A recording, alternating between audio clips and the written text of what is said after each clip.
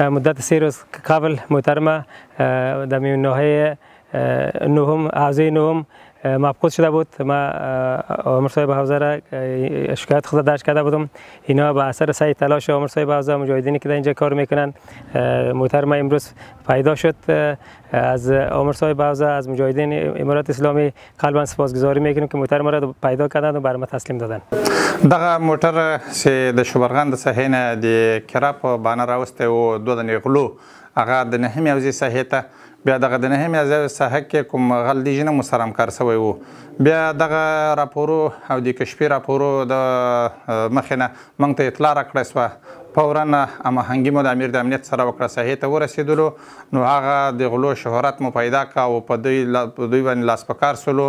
خو دا هغه موټر رسېده بیا بغلان پلخمري ته نقل کړی و. له هغې نه موږ دا موټر مجاهدین مو ورولېږل. هغه موټر مو راواخیسته او په هماهنګي باندې او دا مو د امیر د امنیت په همکاري همغږي باندې دا مو هغه ته تسلیم کړه اصلي مالکانو ته. او دا کوم غله چې دي دا د مسؤلینو او د کشفي ارګانو او د مونږ د دې ټولو د تعقیب لاندې دي. انشاءالله زر تر زره به دوی هم د قانون پنجرې ته وسپارو او ولس نم دا غواړو چې خپل پولیسو سره او خپل مجاهدینو سره دوی همغږي همکار اوسیږي چې نور هم د خدمت ښه په طریقې مخ ته لاړ شي.